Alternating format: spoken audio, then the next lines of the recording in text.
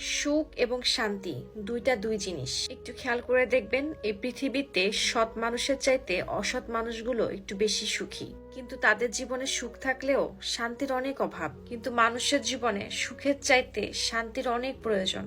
ভাঙা কুড়ে ঘরেও আপনার ঘুম আসবে যদি আপনার মনে শান্তি থাকে। কোনো গরিবের ঘরে হয়তো কোনো সুখ থাকে না, কিন্তু শান্তির তাদের অভাব থাকে না। আমাদের প্রত্যেকের ভিতরে একটা অভ্যাস থাকা উচিত, সেটা হচ্ছে অল্পতেই খুশি থাকা। মানুষ ভুলে যায় যে খারাপ সময়গুলো একাই কাটাইতে হয়। এই পৃথিবীতে দেখবেন কিছু মানুষ আছে, আপনার কষ্টে আপনার দুঃখে সে আনন্দিত হবে, উপভোগ করবে। কিন্তু আপনি যদি একা থেকে ভালো থাকার চেষ্টা করেন, তাহলে পৃথিবীর কেউ আপনাকে দুঃখ কষ্ট দিতে পারবে না। কেউ যদি একাকিত্বকে গ্রহণ করতে পারে, তাহলে কেউ তার মন খারাপের কারণ হতে পারবে না। এই জন্য যদি সুযোগ পান, তাহলে নিজেকে একটু হাসি খুশি রাখার চেষ্টা করবেন, নিজেকে একটু আনন্দে রাখার চেষ্টা করবেন। দেখুন, এই পৃথিবীতে লক্ষ লক্ষ কোটি কোটি প্রাণীর জন্ম, অথচ টাকা ইনকাম শুধু মানুষরাই করে। কিন্তু অদ্ভুত বিষয়, পৃথিবীর কোনো প্রাণী না খেয়ে থাকে না। এই জন্য নিজের উপরে বিশ্বাস রাখুন, নিজেকে সৎ রাখুন, অল্পতে সন্তুষ্ট থাকুন এবং সৎভাবে টাকা ইনকাম করুন।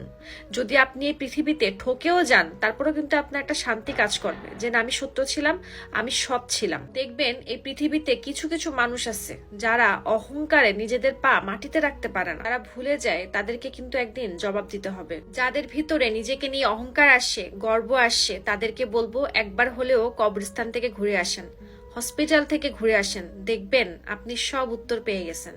দেখবেন আপনার চাইতেও লক্ষ লক্ষ কোটি কোটি ধনী এবং ট্যালেন্টেড মানুষ কবরে শুয়ে আছে। হসপিটালে দেখবেন লক্ষ লক্ষ মানুষ মৃত্যুশয্যায়, হয়তো কিছুক্ষণ পরে দুনিয়া ছেড়ে চলে যাবে।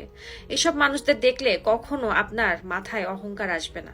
আমরা এই পৃথিবীতে কিছুদিনের অতিথি, আর যে মানুষগুলো নিজেকে এই দুনিয়াতে মেহমান হিসেবে মানতে পারবে, তাদের ভিতরে কোনোদিন অহংকার আসবে না। এই জন্য যতটুকু পারেন নিজেকে সৎ রাখার চেষ্টা করেন। দুশ্চিন্তা করবেন না। যদি চিন্তা করতে হয় তাহলে সুচিন্তা করেন, নিজের জন্য, পরিবারের জন্য এবং প্রিয় মানুষদের জন্য। মনে রাখবেন, মানুষের নেগেটিভ চিন্তা ভাবনা মানুষকে যেভাবে ধ্বংস করে দেয়, ঠিক পজিটিভ চিন্তা ভাবনা মানুষকে অনেক সফল এবং সুখী করে দেয়।